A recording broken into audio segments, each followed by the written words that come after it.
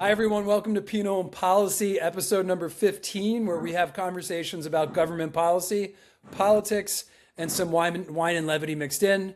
We are your hosts. I'm joined by Eric Settle, former candidate for Attorney General. I'm Rafe D'Amico, media executive and wine enthusiast, and we hope to bring interesting perspectives to you on these topics.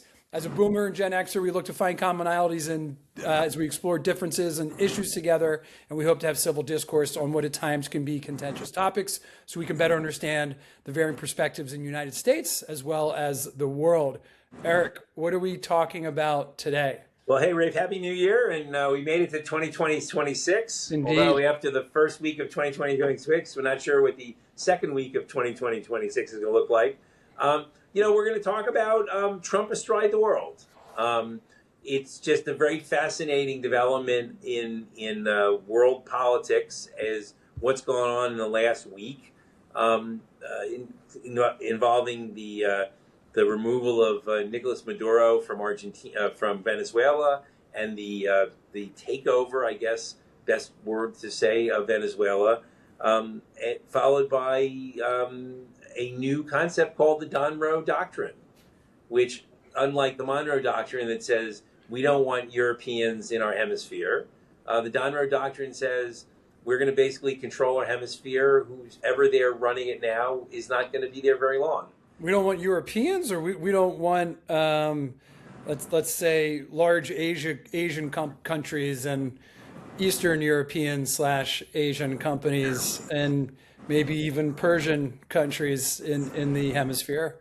Well, I think the Persian, as we euphemistically describe Russia, China, and Iran, I think the Persian company, the Persian country has its own problems in its own region, and they have exported terrorism in their region. But I don't look at Iran as a threat to other parts of our hemisphere. Russia and China, it's interesting because, Russia, based on what's going on in Ukraine, has been sort of a belligerent power, someone using military force to take over territories near to them. The Chinese, frankly, have kept to themselves and have built an economy, and have built influence, not necessarily through military, but through economic incentives. Have they though? Have they kept to themselves? I mean, would India think that China has kept to themselves in any of the border disputes that they have? Well, look, I think but you don't see any major incursion. China has not involved itself in any major incursions. In other words, they don't. In other words, they haven't. I guess Hong Kong. But even Hong Kong was a negotiated turnover of a territory. Right, a territory that was garnered through imperialistic means. So, right, and look, hard to blame China on that one, right? Right. I think that China's acted in a way that I would argue, different than Russia. Mm-hmm. And one of the threats of China is, beyond their growing military power, is also their growing economic power and their willingness to work with countries around the world to be an economic partner, the way the United States always had been. So let's get into the why of this, Venezuelan incursion, extraction. Okay. All right. So let's go with go with the obvious why is Nicolas Maduro was a ruthless dictator who had been indicted in a United States federal court on drug trafficking and other charges. Mm-hmm. And so theoretically, Saturday morning when we all woke up and we found out that the United States government had executed a brilliant military attack on the country of Venezuela and had removed the president and his wife safely from Venezuela without any loss of American life. And apparently minimal casualties to Venezuela as well. Minimal count, but in fairness to the people of Venezuela, it sounds like up to 80 people died on the Venezuelan side, and that's 80 people who went to work that day who didn't come home. I always remember the scene in The American President when Michael Douglas is the president, was bombing I think either in Libya or in Iraq, and they picked it at a time when there'd be the least number of people in that building, and he said that there's some night watchman who went to work today who's not coming home because we decided that we needed to blow up his building. Mm-hmm. And so, I'm just saying is that it was a brilliant, the United States military is the greatest fighting force in the world. They are, it's an honor to be an American, and that part of it, you go, wow. Yeah. So getting, even just on that particular kind of subtopic, as far as the why, what kind of message does this send to China, Iran, and Russia, just from a militaristic capabilities perspective, that the U.S. could literally go into a heavily guarded area that was waiting for something to happen? It's not like it was, right. Yes, it was a surprise attack, but it's not like it came out of left field. Right. Everybody's kind of been waiting with bated breath, like what's going to happen with Venezuela. We've got this like whole armada outside, like sitting outside the Venezuelan coast. When is something really going to happen besides, like the boats that the U.S. have just been blowing out of the water? And this was the other shoe dropping, knowing that they were on high alert. The Venezuelan military was on high alert, and a U.S. Special Forces team could go in undetected, pull out the leader of a country, which we'll touch on for the obvious reasons, and pull him and his wife out without anybody noticing or losing any casualties. Right. You said it speaks to just the capabilities of the U.S. Military and just not only the might, but just the tactical prowess of the U.S. military. Yeah. I mean, if you're Putin or Xi or any dictator right now, you have to be really thinking twice about like how you're going to view the U.S. in the world right now. Yeah, no, I agree. I mean, if you're those folks, you're impressed, and you're a little, if you're being honest, you are a little worried that something like this could come your way. If you're at least Russia or China, that the repercussions of, just taking a leader like that out of the country would have, enormous ramifications. But yeah, I would say that, they go, wow, those guys are pretty good at this. And I would be talking to my defense team and say, let's make sure that doesn't happen to me. Yeah. And I think, look, I think part of it too is that, the Venezuelan army and the Venezuelan defense forces were easier to pick at, I think, than trying to go into Russia. Although it's interesting enough, Vladimir Zelensky had a comment. He basically said, well, America, you know what to do now. Yeah, somebody, you got right. One dictator, go get the next one. Because look, I mean, that would sort of bring to a close. I mean, one of the things about, the last few years in Russia is this idea of, if you had regime change there, you had a different leader in Russia, would that issue resolve itself? But so I think the old devil you know versus the devil you don't, right? That's true. And right. It's easy to Monday morning quarterback a mission like this. But what does this say? Because the mixed reviews all over the internet, all over from like different news agencies, mixed reviews from different sovereigns and world leaders and countries. And obviously, most in the U.S., anybody who's pro-Trump, not anybody, most people who are pro-Trump and Republican are singing his praise and saying this is a great mission, and if you're against Trump and you lean more on the left, you're saying, well, there was no congressional approval here. This was a unilateral act on a sovereign. It's regime change, all the negative things we hear, but not without precedent, right?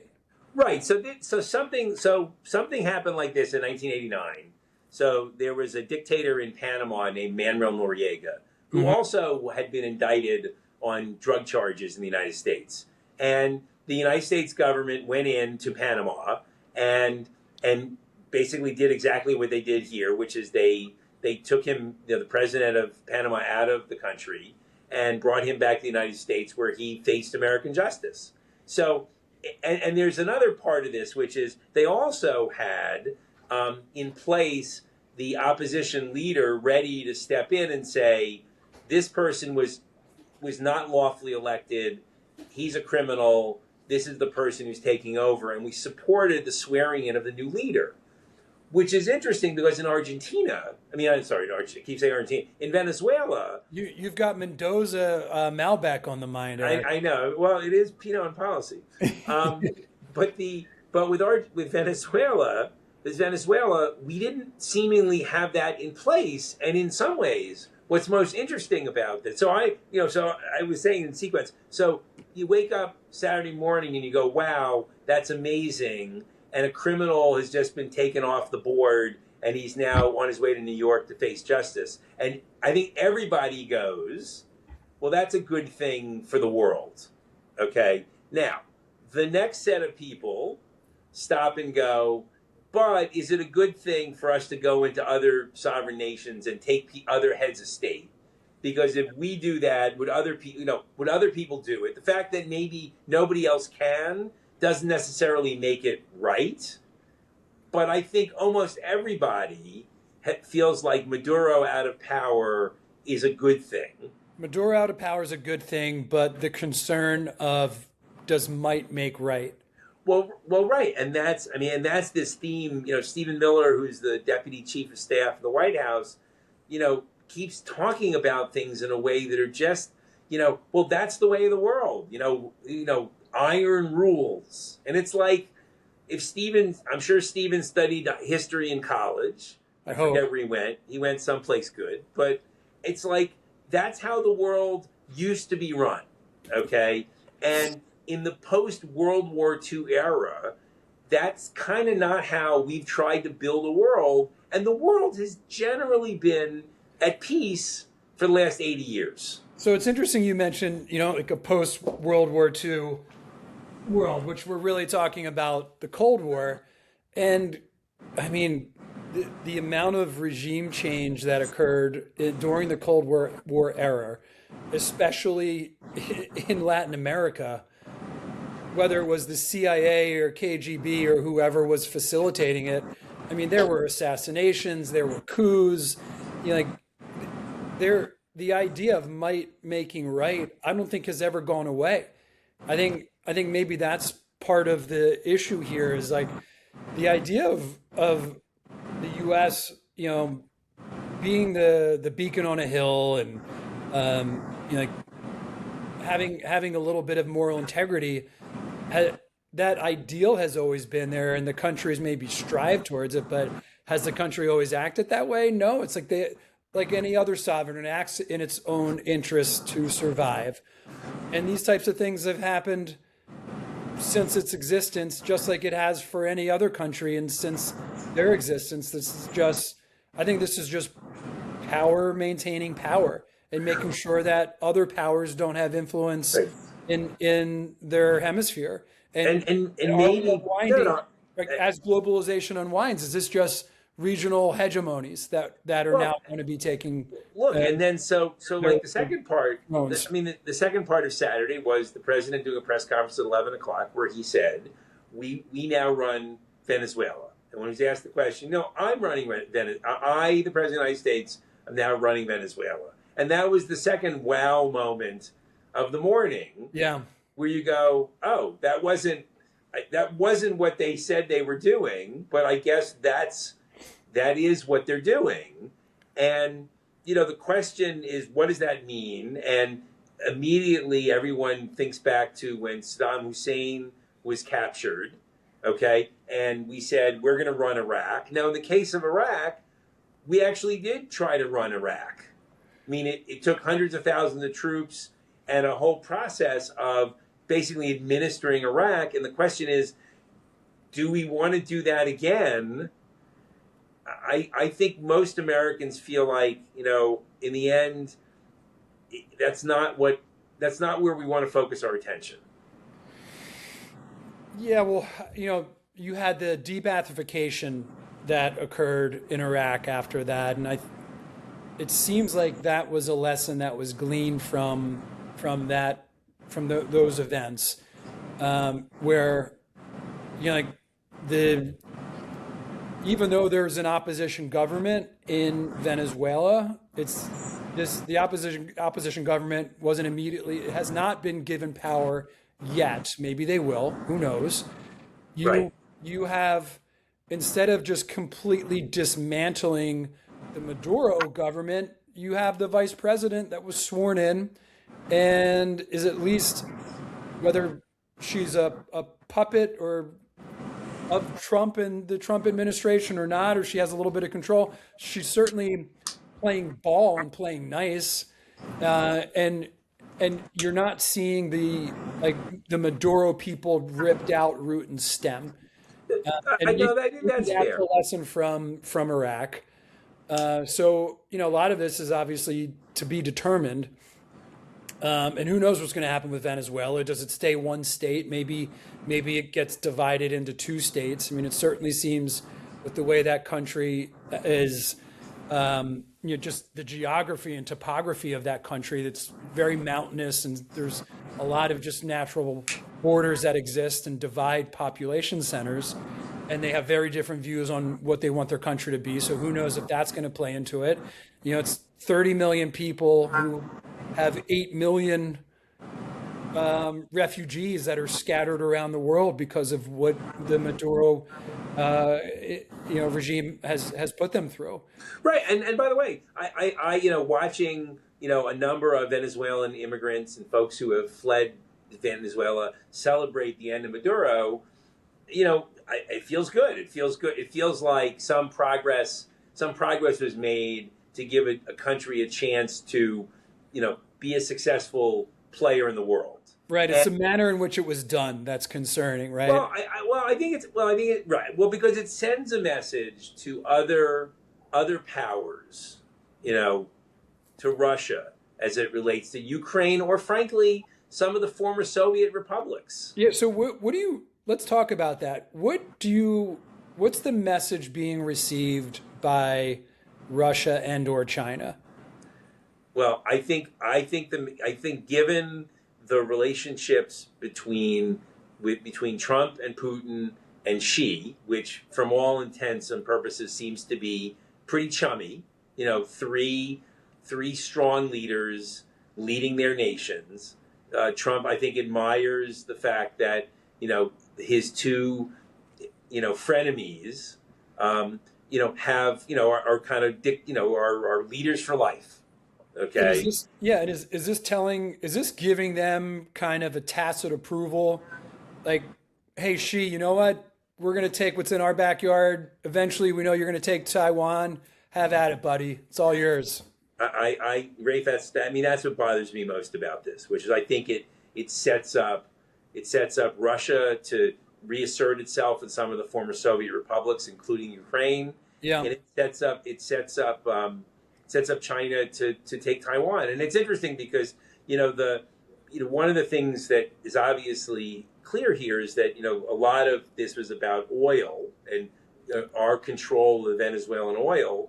Much of it gets sold to China, and you could see a trade that says we will sell, the United States will sell Venezuelan oil to China, and China will sell Taiwan semiconductors to the United States.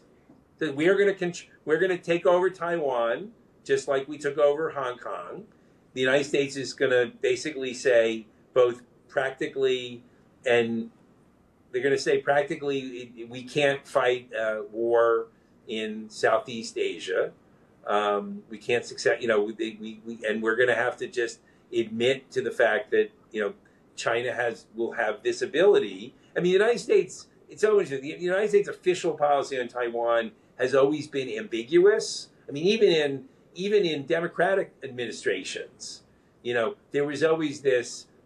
We believe Taiwan has the right to be free, but in order to have the relationships with with China, we've never fully recognized Taiwan. And so if you imagine a Democratic administration that had an ambiguous policy as a way to keep everybody kind of on the same page, you can only imagine an administration like this that says, you know what, I've got Venezuela, I've got Cuba, I've got Greenland. Yeah, I mean, quick little sidebar. Can we just talk about how Lindsey Graham was as giddy as a schoolboy standing next to Donald Trump talking about how Cuba's next? Cuba better watch out.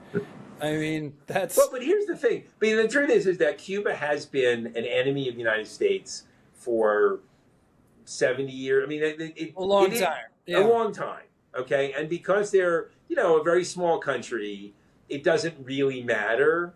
Venezuela obviously being a much larger country, but still doesn't really affect the security of the United States. And all this pretext, we've talked in other broadcasts about blowing up the drug boats. All this pretext about fentanyl in America, it was all a pretext. And now we know what it is removing a leader that is, threatening the United States, controlling the largest reserve of oil in the world. But I agree with you. I think it sends. I think I joke that that old board game Risk, where if you ever played it, there were three clear regions. There was kind of Russia, Europe, North America, South America, and China and Asia. And the way you played that game effectively was to control one part, at least the way I used to play it. You used to control some part, put a lot of armies there, and then slowly kind of work your way out. But early in the game is like, I'm controlling North and South America, you got Asia, and the other guy's got Russia. Early in the game, it's just a land grab. And speaking of land grabs, the U.S. is clearly making a play at Greenland. Right, and like that, again, things that you just, we've talked about this, that, we talk about like just things that he does, or things that things that he says, things that he does. Yeah. And, I think everybody in the world is taking him seriously. And the irony of that is two things. One is, if he does that, it seriously harms NATO. Now, by the way, I would argue that the president and some of his supporters would say, well, we don't really like NATO anyway. So we blow up NATO, we blow up NATO. We don't care. But the fact of the matter is that NATO has been the force that has kept peace in, Western Europe for 75 years. Is there a chance any deals were cut with Putin and or Xi before this happened to say, hey, look, we're going to take what's in our backyard, and long term, Russia, you're going to get Eastern Ukraine and keep Crimea, China, maybe it's not 2027, but, by 2030, Taiwan can, for all intents and purposes, be yours. Is there a chance any type of deal was cut? Again, going back to what I said before, I said, I'm sure they have these conversations. I would hate not to directly, think, but like off channel, right? Off channel conversations. I think in general, I mean, look, if Vladimir Putin's on the phone with Donald Trump for an hour, I mean, they can't talk about borscht, for 55. Yeah. There's only so many like pierogi recipes one can discuss. No, right. So you got to think that, I don't know, that, I'm not a conspiracy theorist, okay? I'm somebody who looks at the world and says, what's going on? And what I also think is, what's going on and how much of this is permanent damage, okay? And can a future president fix this? Or, to use the Colin Powell, Pottery Barn example, if you break it, you own it. Yeah, well, Venezuela was already broken, would be the argument, right? Right. And so that obviously is going to play out. Cuba and Greenland and Colombia, we might as well throw Colombia. Well, Colombia seems like this, but again, Colombia seems like just, again, I'm sorry. There seems to be growing sentiment in Western Europe that thinks, why not have the U.S.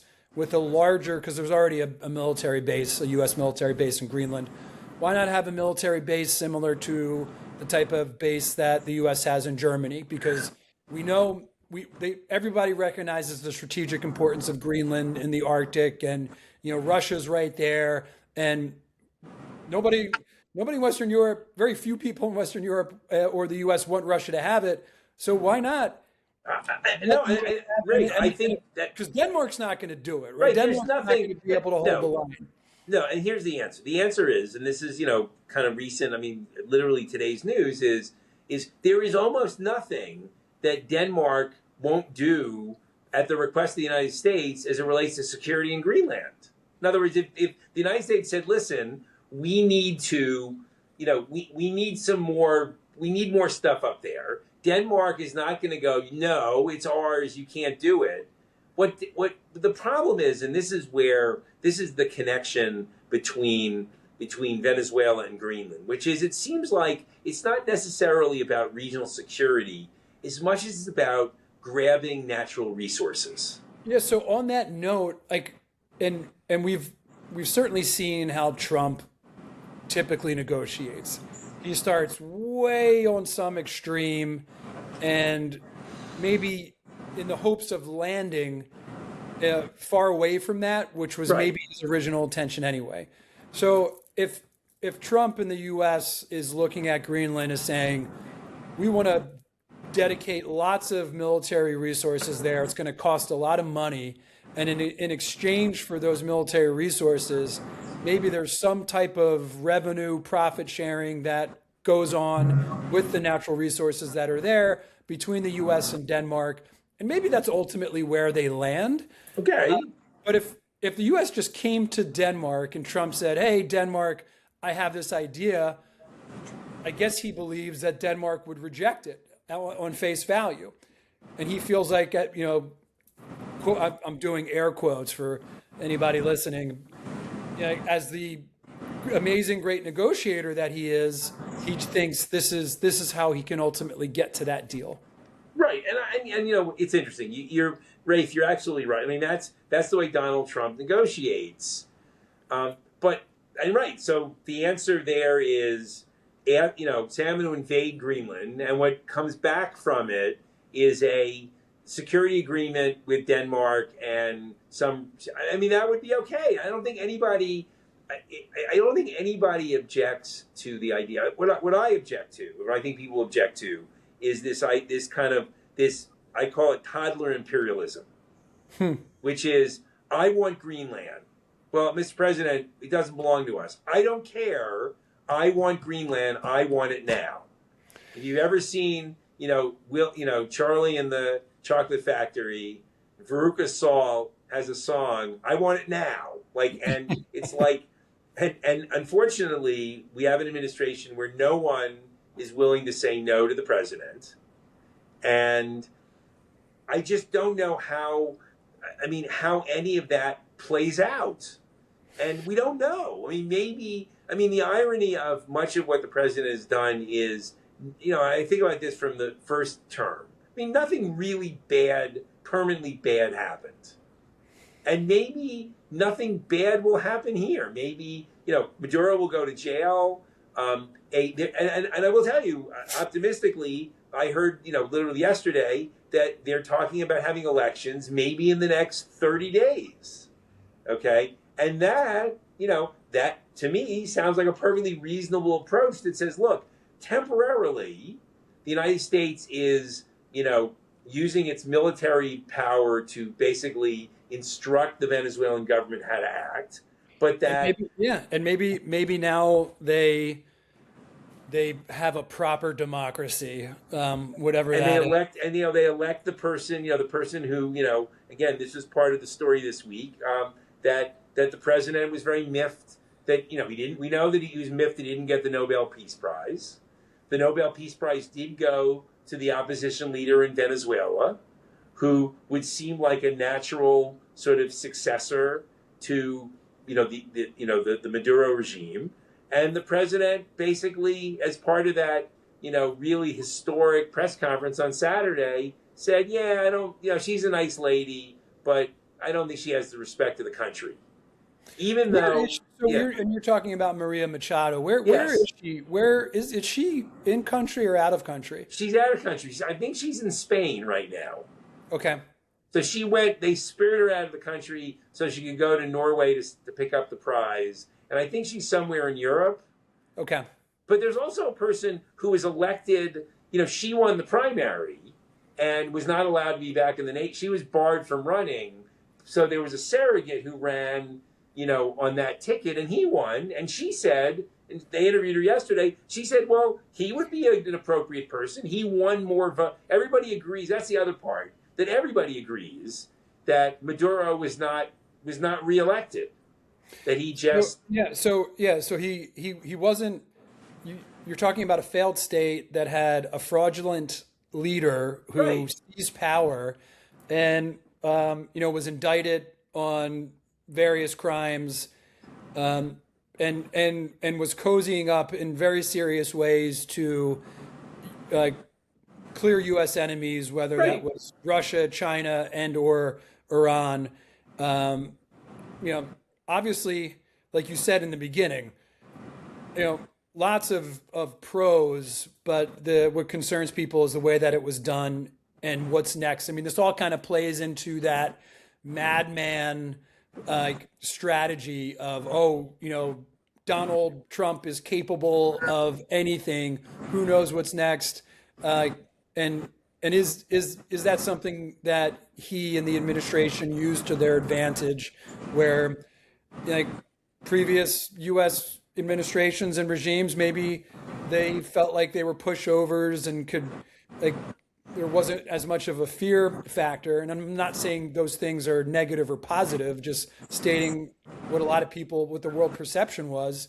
And now the perception is who knows what could happen next, capable of anything. We got to be a little bit more careful. And some people might argue that's a positive. Others would certainly argue that that danger also opens up a lot of possibilities and risk to the U.S. as much as opportunities. Well, I think that's fair, and I think that's part of, when I think about the legal issues here.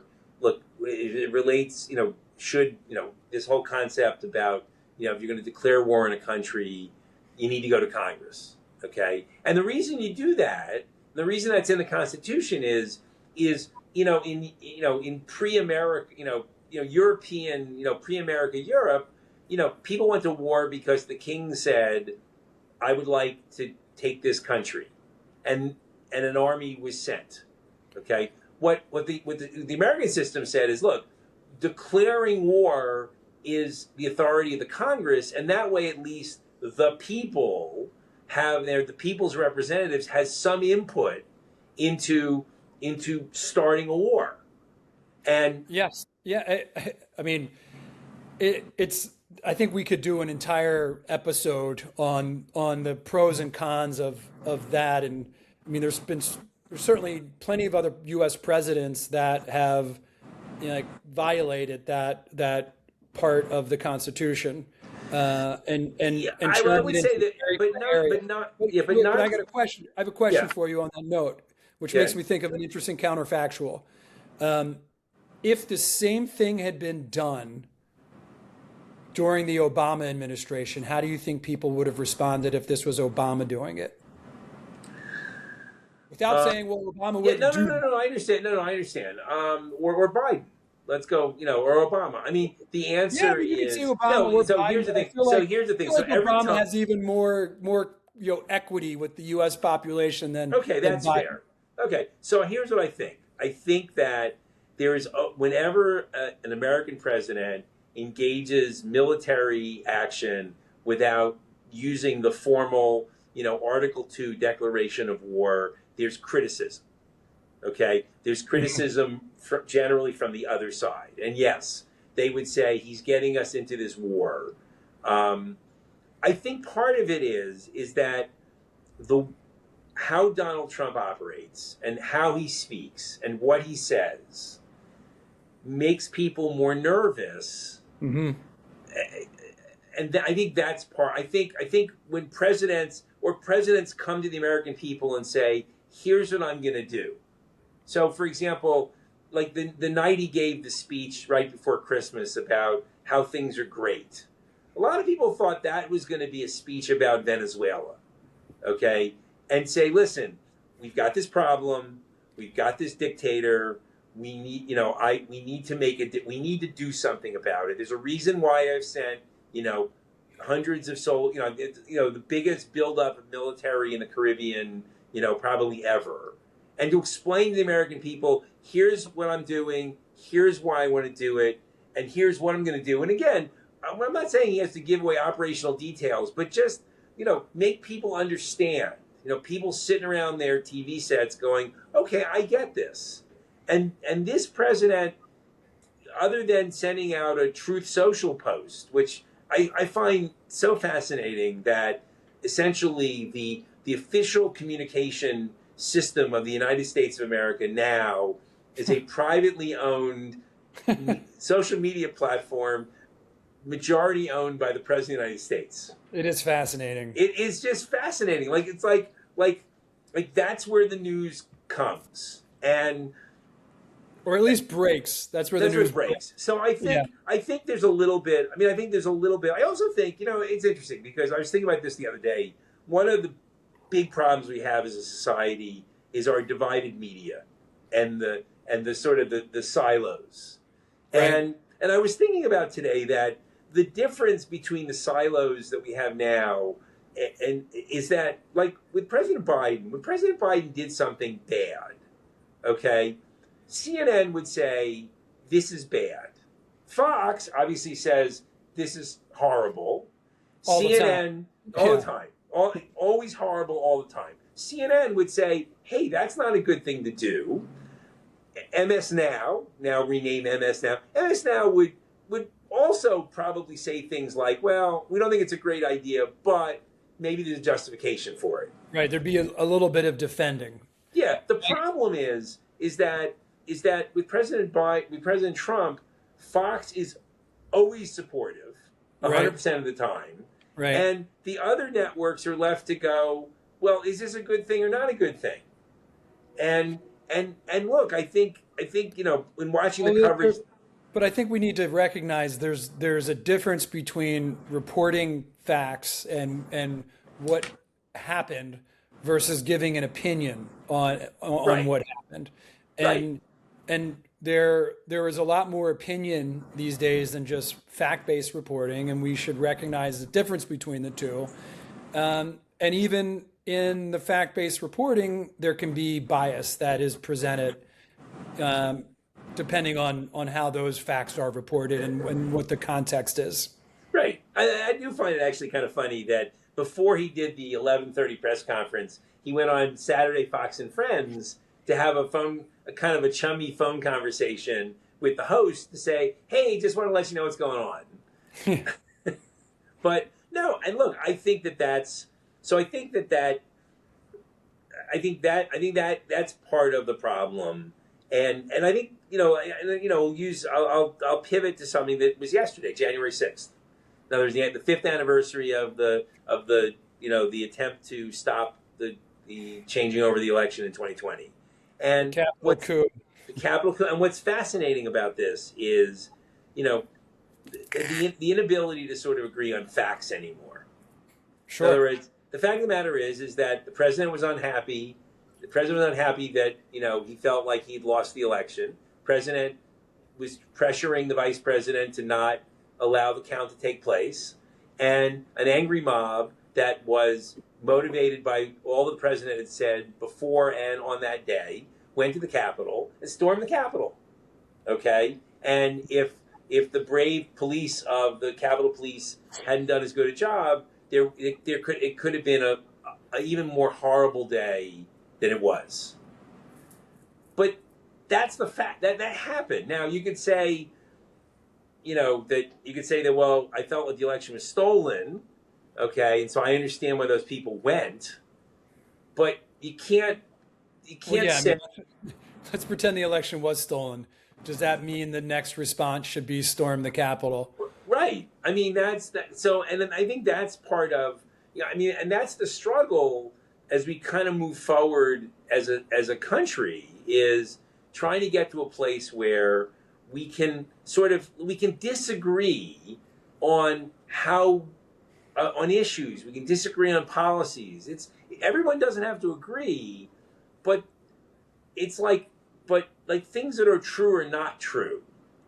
It's just harder and harder. And I know you know this professionally. This is something that you work on professionally, which is trying to judge the bias of all the sources of materials. And it's just, I guess, I mean, the fact that we know there's bias helps us to say that, look, we know there's bias. The problem is that, people really do like to hang in their silo. They do, and that's why I presented that counterfactual of, well, what if it was Obama that gave the order, and I don't say that to rationalize or justify or to argue the merit of the actual order. I say that so that people can view it maybe through a different lens. Right. If someone is pro-Trump, think about how you might have responded to this if it was done by Obama or Biden. Right. And same thing, if you're anti-Trump, how would you have responded if somebody from your team or your tribe, as people like to say, would have, if that action was taken by them, how would you have responded? Would you be lauding? And what I like to say is I like to try to think of things not as, do I like Trump or not like Trump? But I think myself as an American who says, what's right for my country? And what bothers... Right. Well, sorry, go ahead. Now, what bothers me about what's happened in the last week is we are behaving as a country not the way any of us who grew up in America in the post-war, I'll just my limited time, the second half of the 20th century. That's not my America. I would argue it is your America, and your America has done even worse than what we saw in Venezuela. Has done that and then some, and that's not to say that America is a horrible, evil place and should be destroyed. I'm not. I love America. I'm a very patriotic person.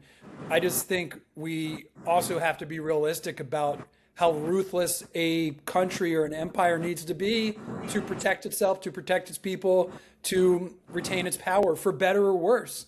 Like this isn't a playground and child's play. This is unfortunately we live in what can be a very dangerous world. Right. And when there are dangerous actors out there that are that any country is competing with, there are a lot of lesser of two evils that need to be decided.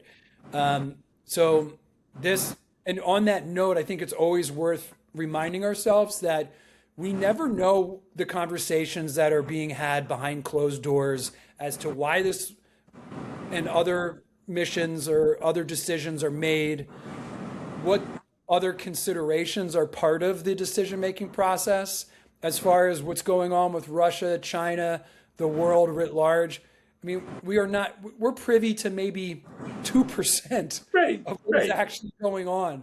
So I think we need to. And Rafe, I agree, and what I also find fascinating about the time we're living through right now is the historians will eventually report as much of it as they can.